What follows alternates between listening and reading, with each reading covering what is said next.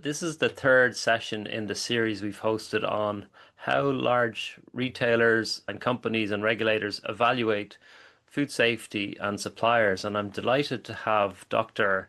Darin Detwiler with us today. I've been looking forward to this one for many weeks. As you probably are well aware, Darin is a world-renowned food safety academic, advisor, advocate, and author, and he's significantly influenced food safety policies and practices through many roles over the years, working with government like the USDA, FDA, and also directly with industry. He's a founder and CEO of the Detwiler Consulting Group, where his work has earned the status of a food safety icon. And he's also a professor at Northern University and an adjunct professor of food law at Michigan State. Maybe most famously, Darin was starring in the Netflix documentary Poisoned, The Dirty Truth About Your Food, which is a fascinating watch, and I'd encourage everyone to check it out if you haven't seen it already. In addition to traveling the world as a keynote speaker, he's written many books and he's been a recipient of awards, including the IAFP 2022 Award for Control of Foodborne Illness and 2018 Distinguished Service Award for dedication and acceptable contributions to the reduction of foodborne illness. We're delighted to have you here, Darin. I'm Cronin McNamara. I've hosted this series. I'm the founder and CEO of Creme Global.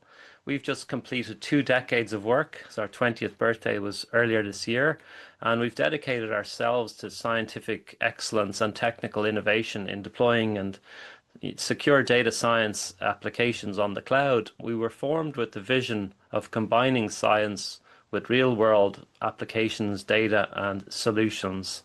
And we've developed many tools and models and predictive analytical capabilities to help organizations make data-based decisions all around food safety, chemical safety, and agriculture.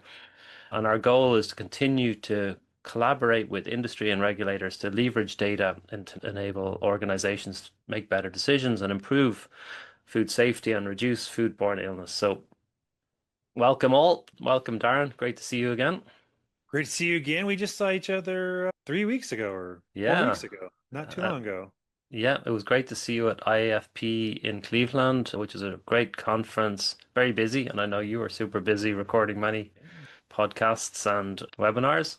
And by I the way, interviewed you as it is. yes, I'm looking forward to that one coming out. By the way, everybody, you can submit questions on the Q&A and we'll be monitoring those throughout. I've got plenty of questions here for Darren, so please do chime in with questions or comments.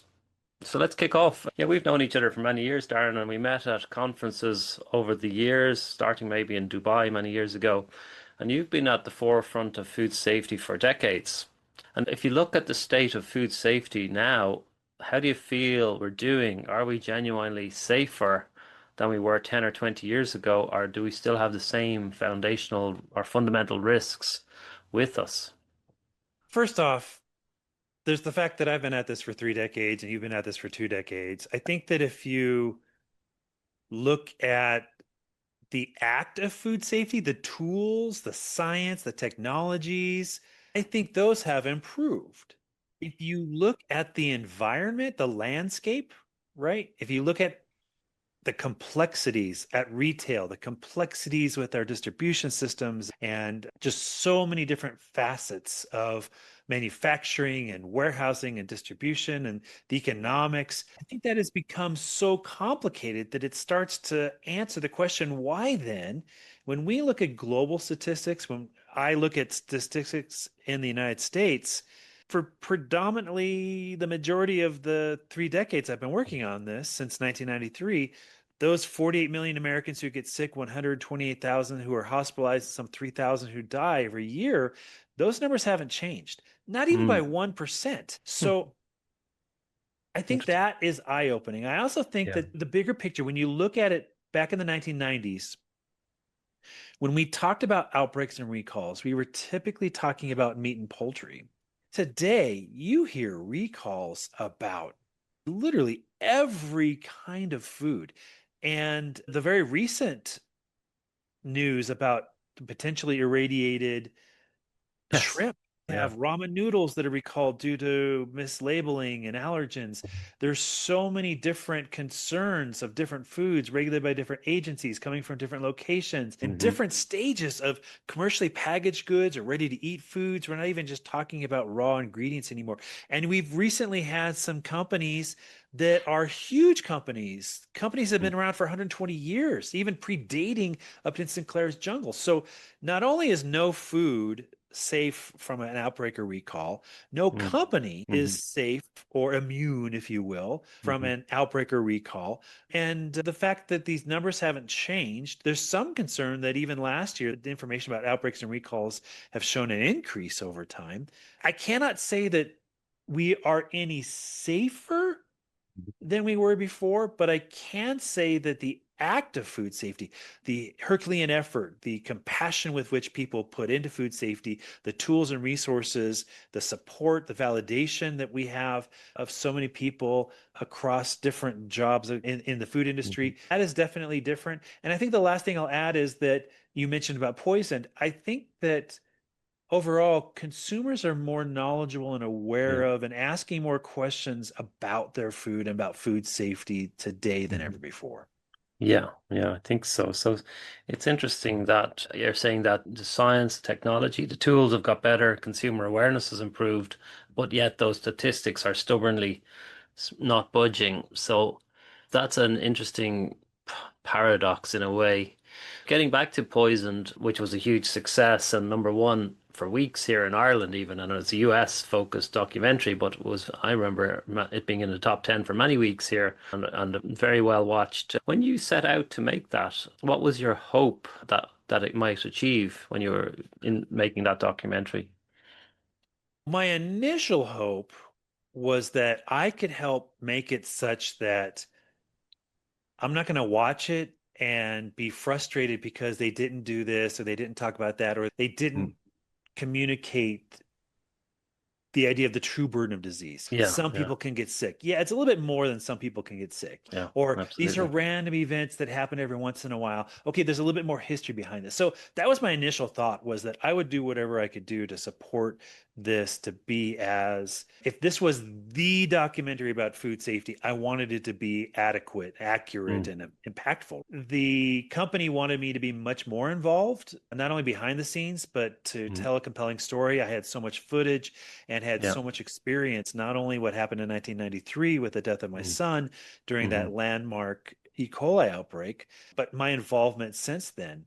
But I think ultimately, as I sat in New York with the world premiere, it was very obvious to me that this was more than just about trying to make sure that when people were talking about food safety, it was not solely after they were harmed, after there was hospitalization or a death in their family Hmm. they were dealing with. The idea Yeah. that people could be talking about food safety before something like this happens, the idea that this could be a topic that's okay for us to talk about as a general topic Yeah. was very important to me. But in that world premiere, I had just gone to the 9/11 memorial in New Mm. York, and there is no monument or memorial or statue for those who were victims who were lost due to failures in food safety. So now all of a sudden the documentary became not just for me and for my son Riley, but for so many families impacted by food safety. Something Hmm. that we can anchor the Yeah. idea that this is not so ephemeral, we're not Yeah. invisible, that this is out there. This is the closest thing to a tangible monument, Yeah. test to the idea of the true burden of disease. I was just thinking that is your monument, a monumental Yeah. achievement, really, to get that out into the mainstream. And I remember watching it, and there was some shocking failures, which were just very criminal almost. And I know there have been prosecutions out of some of those cases that were featured. But on the other hand, there's also people out there doing the as best they can, doing the right thing, but also having challenges. So I think it's a non-homogeneous processing when you're dealing with agriculture and outdoors, and there are risks to get into the science of it and the real world of all, as you say, these complex supply chains and trying to feed many people with healthy salads and foods. How can suppliers realistically balance all of these food safety requirements with the pressures of doing business and the costs of everyday pressures they face. I would hope, especially because I know you and I fly a great deal, I would hope that prioritizing safe landings and takeoffs and Yeah, it's passenger a big priority. safety Yeah. a priority for the airline industry. I would hope that it would be the same for the food industry. You Yeah. can talk about how the tastes or the benefits, all these different things. There's so many things you could talk about in terms of food, and that's great, but it's not food unless it's safe food. Hmm. It's not a happy meal unless it's a safe happy meal. It's not a family event. We don't want the food to make people remember the event for all the wrong reasons. Of course, or the flight, as you say.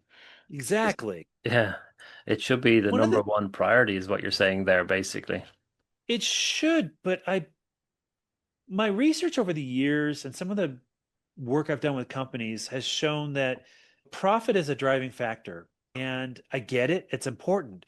But when we look at proactive versus reactive, one of the research studies that I did, it was very hard to pin it down because there's so much diversity in size and scope and scale and the differences with the Yeah. commodities.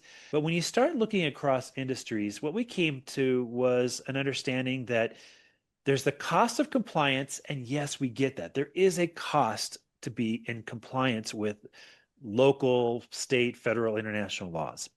But the cost of non-compliance is much more expensive. We're Yeah. talking upwards of 17 times more expensive to deal with a failure on average than to prevent it in the first place. When Yeah. you look at the idea of reactive approach, crisis response, now we have all these things going on: lawsuits, recalls, damage brand reputation, lost lives, lost Hmm. jobs, slow down or shut down of production, so Hmm. many different things. And even companies that are not at the root of outbreak or recall, but they're impacted by it because they use this product as well, or because they were recipient, they were customers themselves of the product from this company.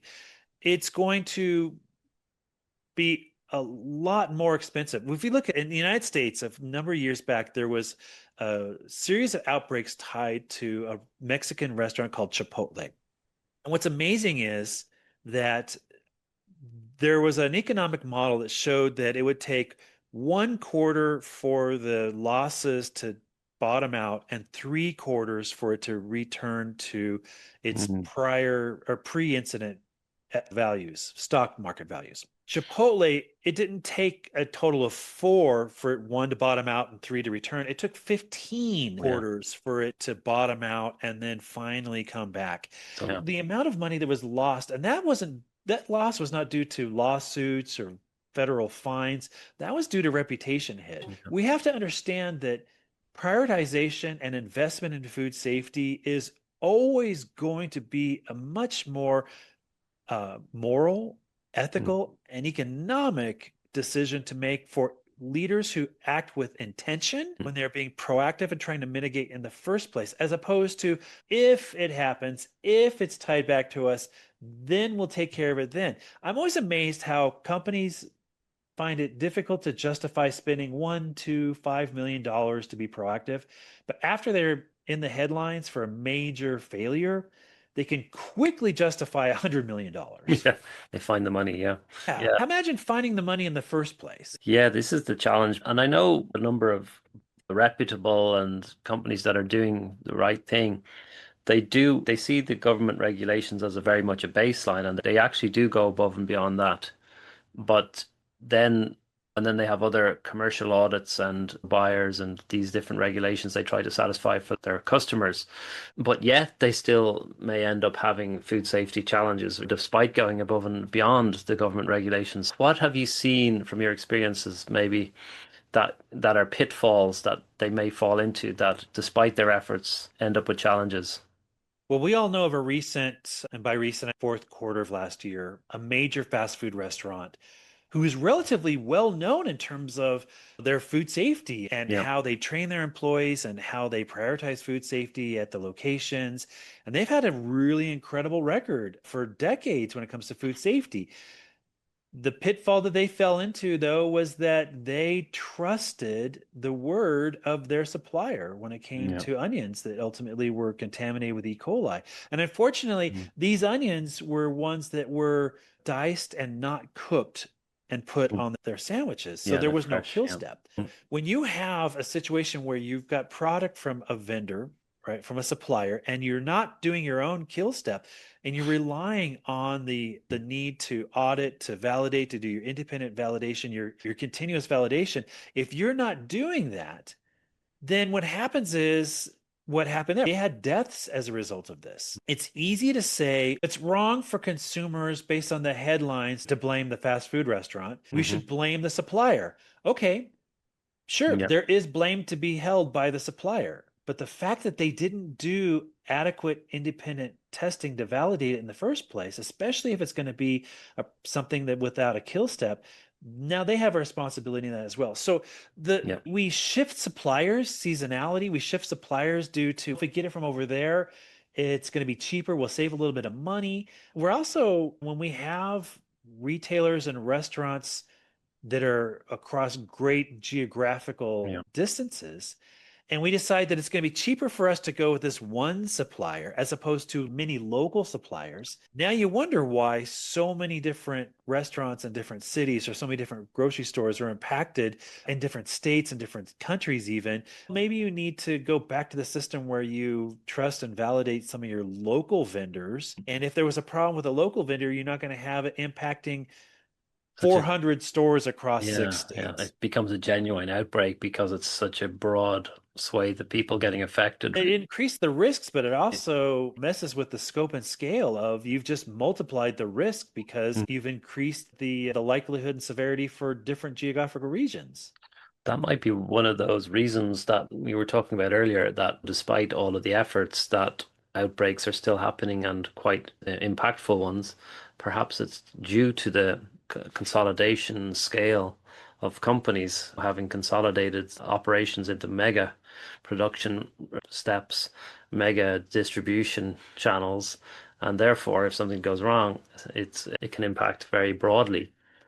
But what I wanted to ask you then, maybe talking about regulators and talking about the gaps that they might be not seeing, what more can regulators do or should they do to better evaluate and support and enforce food safety around suppliers and operators, Really needs regulator? to be more than just checking boxes. This is an area where you start to wonder who are the constituents? Are they there to support the business? Sure. But if the primary focus is the safety of the public, then sometimes some hard decisions and some hard conversations have to be held in terms of accountability for holding those companies accountable when violations lead to harm, right? I do think they need to educate the public. I think that Yeah. consumers not only the real constituents, but can be the greatest advocates and even I don't want to say necessarily activists, but Mhm. literally that some of the bigger advocates when it comes to food safety. One of my concerns is that we see in the United States, at least, there are a couple of peaks, but a lot of valleys when it comes to holding companies accountable. We can go back to almost a decade ago, looking at the Peanut Corporation of America. It shocked the not only the public but food industry and beyond when the corporate executives ended up being sentenced to 28 years in federal prison and 28 years depending on their role.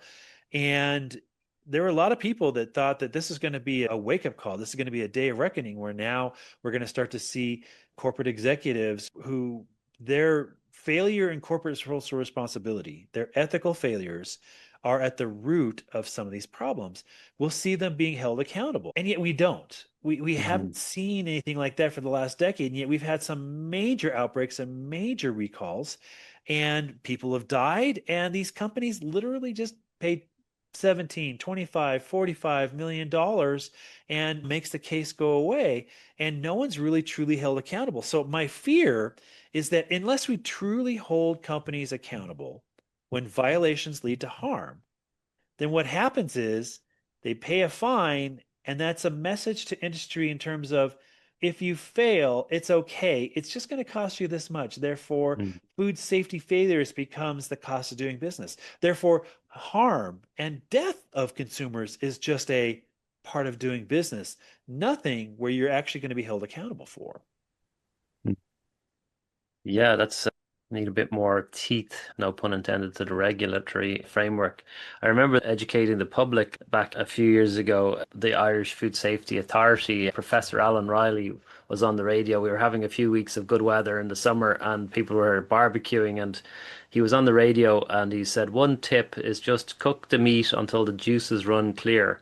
And I thought to myself, that's an odd thing for the head of the food safety of Ireland to be saying on the radio, and he was on the radio like a lot. And I was like, but in hindsight, like that actually was really good advice. Simple advice for people who are barbecuing to make sure the meat was cooked properly. Probably saved a lot of people getting sick that summer just by that simple message. And I remember it to this day when I'm barbecuing, even this summer, I still remember that simple message. So definitely a role there for that communication and education piece and keeping Well, I it mean, simple. even that education piece, I remember 30 years ago when I was talking with people about the idea of, hey, I don't cook my steak that much. Why do I have to cook my ground beef that much? Yeah. Because if the pathogen's on the outside of a steak, Yeah. that's one thing, but ground beef is now on the inside, so you have to Mhm. cook it thoroughly. Yeah. I've had conversations much more recently where people were surprised that when they go to the grocery store and buy a pound of ground beef or ground chicken or ground turkey,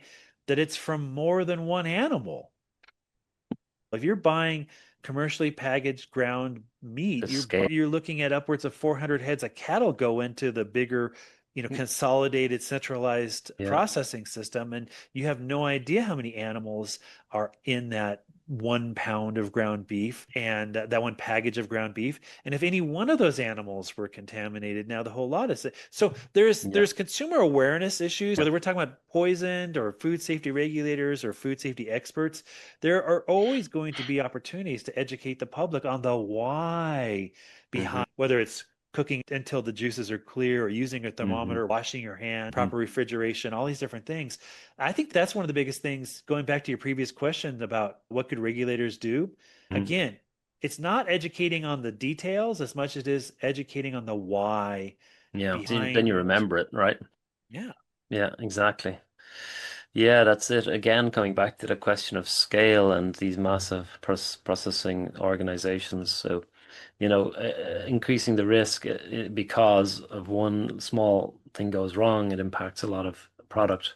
So let's move on. I have a question here on more about sustainability and packaging. And I know this has come up on a few workshops I've been at around packaging innovation and perhaps trying to remove plastic for sustainability.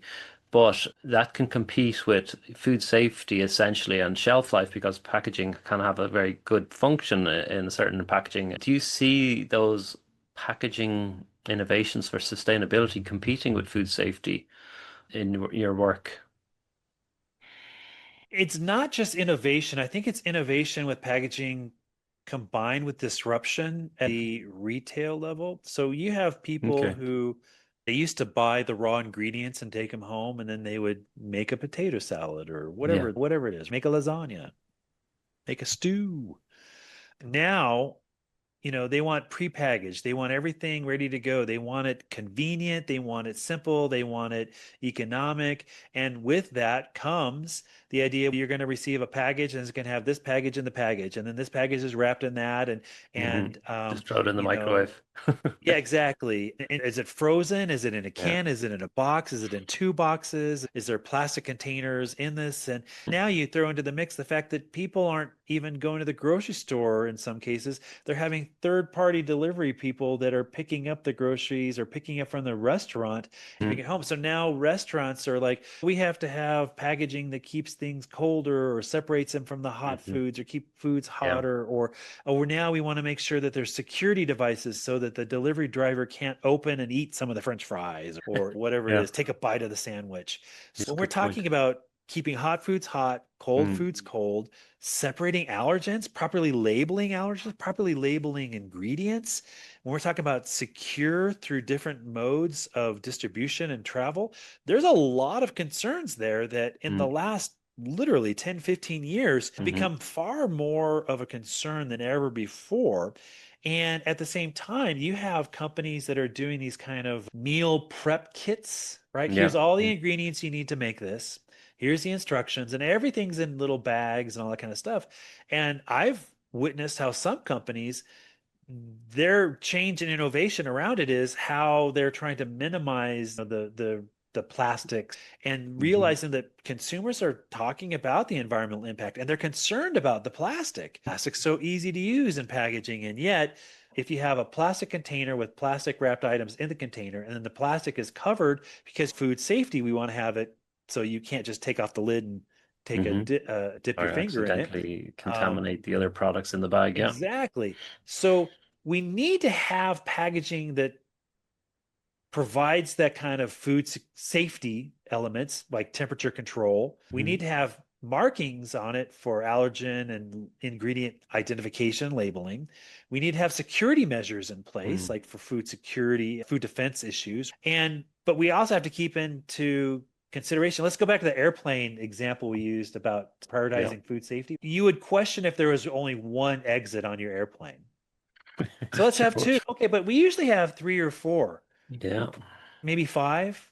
Yeah, But there's if we want to be usually safer, one, two, three, let's put four, at least seven. Let's six, put yeah, 10. Let's eight. put There's usually, 20. Let's put yeah, 30 doors yeah, yeah. Oh, that's too on an many. airplane. Too Well, many. at some point, we got to realize that, okay, now we're impacting the structural Yeah, integrity of the airplane, exactly.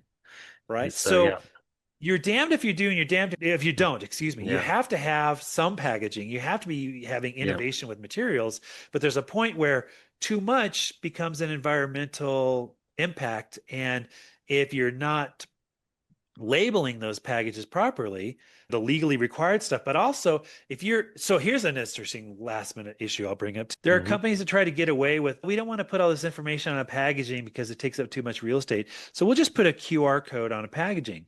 Great, but you're making the assumption that everyone at the point of sale has the ability to access Yeah, on a they're cell not going to do phone, that. Yeah. that QR code, and you're completely dismissing like your elderly people who may not have that resource or be able to see that information. There's a lot to unpack there, pardon the pun, but it's not going to be an easy solution that's going to happen tomorrow. And then if it's on the label, I find myself challenged to actually read it. Often I'll try and see the calories per 100 grams or something and compare two products, and I'm squinting to read them. They do manage to find the smallest size font, don't they? Yeah, that's true. Like in the last 4 or 5 years, this home delivery of restaurant food has just exploded because of lockdown, essentially, and then these meal kits. And actually, we use them ourselves. We get delivered a box once a week with 3 or 4 different meals in it and recipes and everything. But it feels like they haven't thought through a lot of the aspects, especially the restaurant delivery, because that has just become like a restaurant is now a takeaway where it never really was designed to be. But every restaurant's doing it and it's very popular. There are some foods that are more logical, right? Like Yeah. pizza delivery. We've had pizza delivery for as long as I've known pizza, it seems. But why would someone want nachos? Those nachos are not going to be crunchy after they're Yeah, delivered. Why exactly. would someone want French fries? What? There's so many foods that it's not going to be good once delivered. But Yeah, yeah, it's exactly. crazy when you think about it like that. But I do have a general rule of thumb in that a lot of things we've been talking about here are convenience. When convenience goes up, food safety risk also increases. A And you good rule always of have to thumb. ask yourself that Mm. question. I can buy an apple, but I also Mhm. know that I can buy an apple that's been pre-sliced and it's in a package, or I can buy any kind of produce out there, but I can also buy it where it's pre-chopped and pre-cut and blah, blah, blah, blah, blah. You've got more points of failure potential there. You've got more opportunity for failure to take place. Same thing Mhm. with I can make a recipe at home and I know that I have control over the temperatures, over the cooking times, over the ingredients, so many things. And when you're buying something that's ready to eat and it has a ingredients list that's longer than a book, that convenience now is met with inherent higher risk. That's true, and we could talk about this all day, but I'd like to move on to another challenging topic. And this is the new regulatory environment in the US, which you'll be very familiar with, being based there and doing a lot of your work over there. This new MAHA regulatory ambition and framework, how do you see that shaping the way companies and suppliers are going to need to manage food safety in practice? I hope that any administration, anyone in a leadership position at a federal level would understand and make positive improvements in food safety. But I Hmm. think that one of my chief concerns is this difference between intent and effect. If their intent is Yeah. to simply remove certain items or to make certain changes, that's one thing. But if they don't develop a process, if they don't justify, if they don't really embrace the science and the data behind the decisions that are being made, Yeah. and industry and consumers and constituents see that, okay, that applies here but it doesn't apply here, there's no consistency, or this seems like a one-off and yet this is still going on, so it's not widespread or it's not universally applied, and Hmm. the effect is ultimately worse than the intent. We also know that it takes a long time for not only policy to be written and Hmm. passed and Yeah. implemented, but also to be adopted within industry.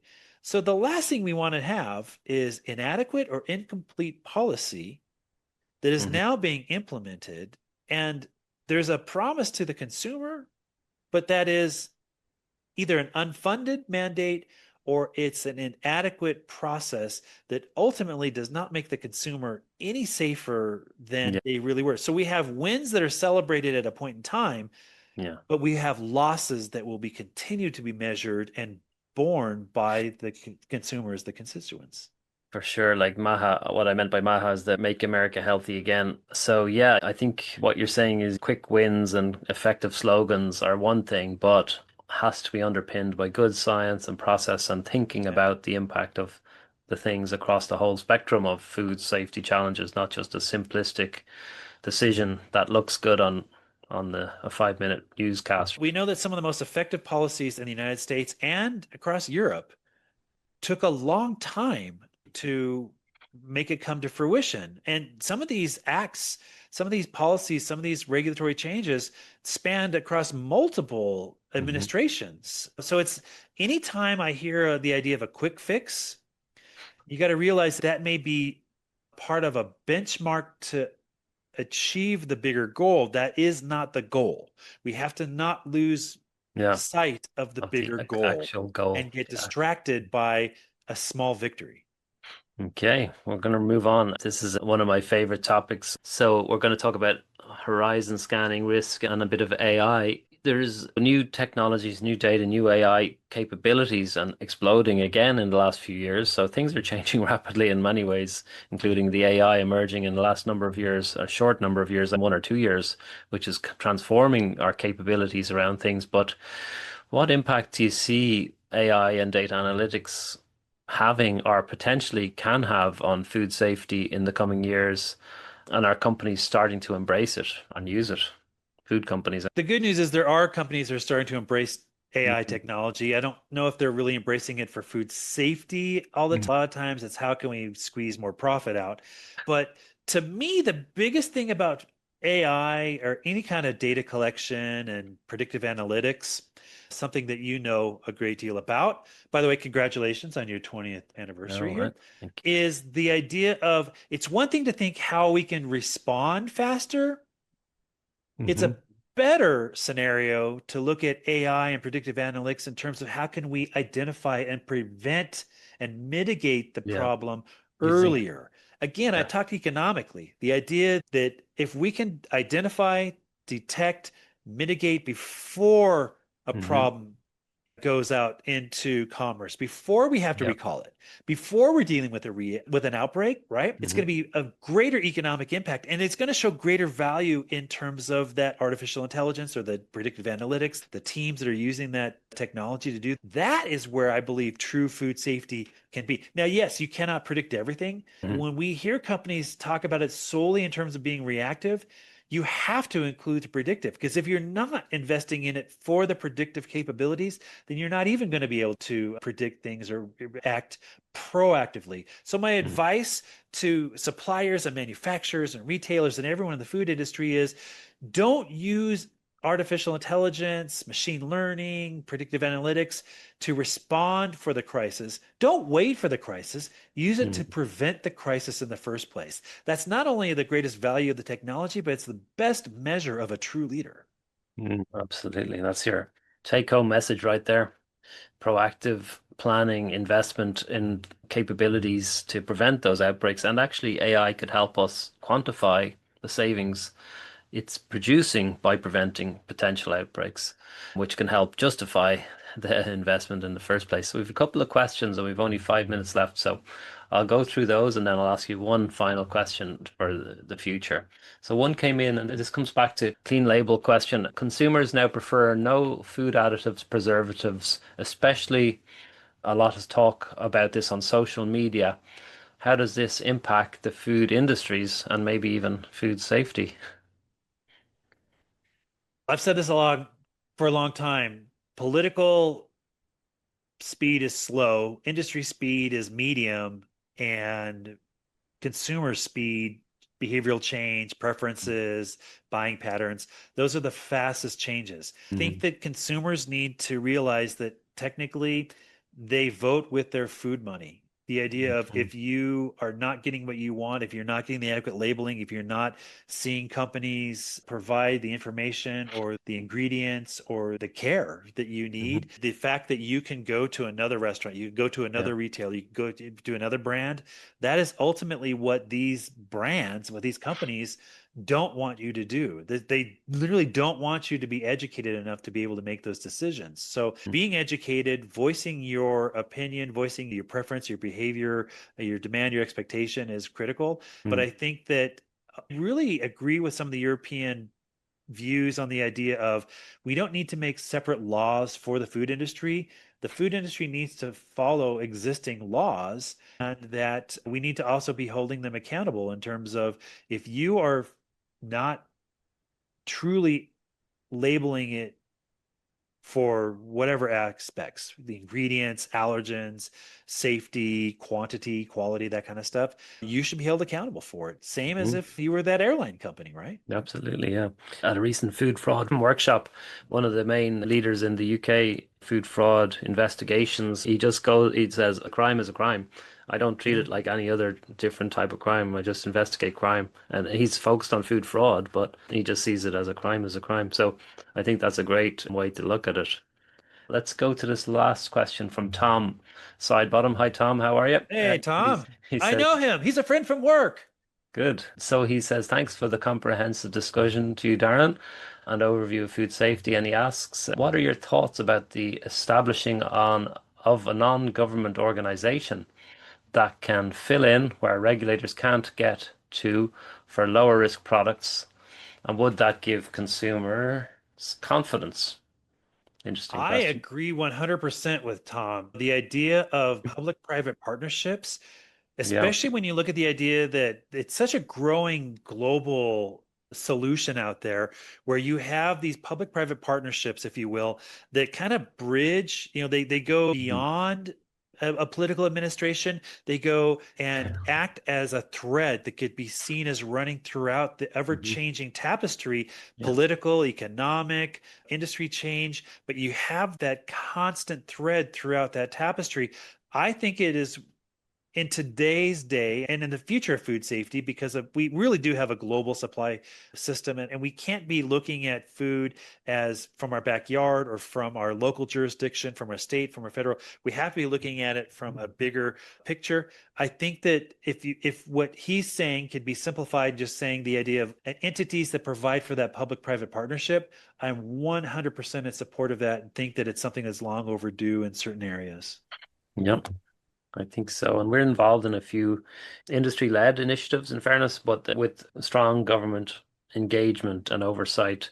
And I think those last through multiple administrations and have the kind of drive and the funding from industry, but also the collaboration with government to collect data, provide analytics. We'll wrap up. I think I know your one clear message to food industry leaders, and that would be prevent rather than respond. But finally, I'd like to ask you, looking ahead 10 years, what does success in food safety look like to you? What does the headline say that you'd love to read in 10 years? What's crazy is the headlines are always going to be about failures. They're never going to be about the successes. But if there could be a Yeah, headline about it, yeah. wouldn't it be great if there was a headline, annual foodborne illnesses were reduced by 50%, and Mm. that's not realistic because there will never be an end to foodborne pathogens and the idea of reducing it by Mm. 50%. But the idea of reducing it by 10%, Mm-hmm. some people say that's unrealistic. I would be happy to see that it was reduced by 1%. And I Oh know gosh. 1% sounds like really low-hanging fruit, but we Mm-hmm. haven't seen it. Imagine reducing it in the United States. When you have 3,000 deaths every year, 1%, Yeah. that's 30. That's a classroom of students. Imagine if the headline was saying a classroom of students were saved. That could happen. Yeah. And I don't want anyone to become the next Darin Detwiler, my son who died because of a failure in food safety. And he didn't even eat the food that contaminated him. He got sick Mm-hmm. from a person-to-person contact with another person who did eat that. We Mm. have this all the time. So the idea of seeing a headline that says that there's a recognizable and data backed Validated. Yeah. evidence that shows that foodborne illnesses have reduced by even 1%, that to me would be a success that I would love to see. Would I love to see higher numbers in terms of 10%, 5%, 10% reduction? Of course. But right Yeah. now, I'm struggling just to see that 1% reduction. And I think that Let's it work. Yeah. requires advocacy, changes in regulation, changes in industry, and the continued Herculean effort that we've seen across every meal, every production line, every company, and every job that has anything to do or even peripheral to do with food safety. Every day people go to work, they have to continue to deliver that effort. So I think that's a great place to leave it. Let's go for that 10%, Darren, and bring data, AI, and all of those other aspects together and keep fighting that fight through conferences and podcasts and articles and books and all of these things that we need to do. Thanks so much for being here today. Thank Appreciate you very everything you much, and do. I look forward to sharing when I interview you. My interview with you comes out pretty soon. Yeah, we'll share that out on our channels. So thanks everyone for joining. Thanks for the questions and thank you, Darren, and talk again soon. Thank you Bye. very much. Bye, everyone.